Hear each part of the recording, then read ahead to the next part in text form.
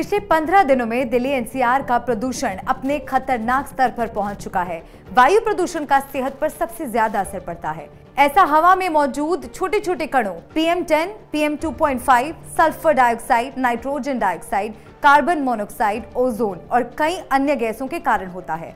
PM2.5 बहुत ही बारीक कण होता है जिनका व्यास 2.5 माइक्रोमीटर या उससे छोटा होता है। ये सांस के जरिए हमारे शरीर में आसानी से प्रवेश कर जाते हैं और इनकी वजह से हर तरफ धुंधला दिखाई देता है। गाड़ियों से निकलने वाले धुएं, निर्माण कार्य, पराली जलाने और बिजली संयंत्रों के कारण वायु में ये प्रदूषण तेजी से फैला है।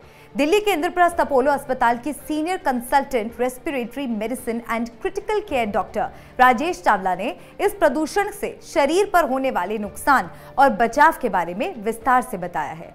डॉक्टर चावला का कहना है कि जब आप PM2.5 के संपर्क में आते हैं तो आपको आंखों, गले और नाक में जलन महसूस होती है, जिसकी वजह से आंखों में पानी आना, गले में खराश, छींक और नाक बहने लगती है। वायु प्रदूषण में बहुत सारे कण होते हैं। PM10, PM2.5 गैसेस और बहुत सारी चीजें होती हैं। PM2.5 बहुत ही इंपॉर्टेंट है। 2015 में की गई चीन की एक स्टडी के मुताबिक PM2.5 सांद्रता में प्रत्येक 10 माइक्रोग्राम की वृद्धि मरीजों की मौत से जुड़ी होती है।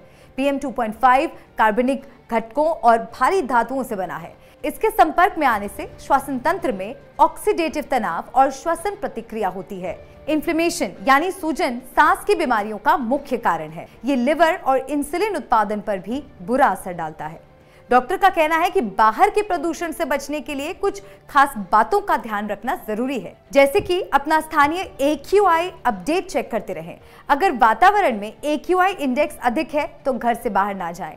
प्रदूषण का स्तर अधिक होने पर अपने घर की खिड़कियां और दरवाजे बंद रखें।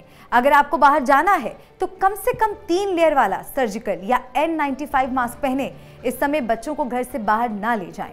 AQI इंडेक्स खतरनाक स्तर पर होने पर स्कूल बंद कर देने चाहिए। अगर आप कार से कहीं बाहर जा रहे हैं तो खिड़की के शीशे बंद रखें।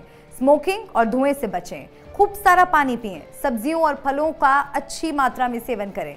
अगर आप सांस के मरीज हैं तो आपको अपनी दवाओं को लेकर डॉक्टर से संपर्क करना चाहिए। घर में एयर प्यूरिफायर का इस्तेमाल करें, खासकर अगर सांस के बीमारियों से पीड़ित मरीज हैं तो ये बहुत जरूरी है।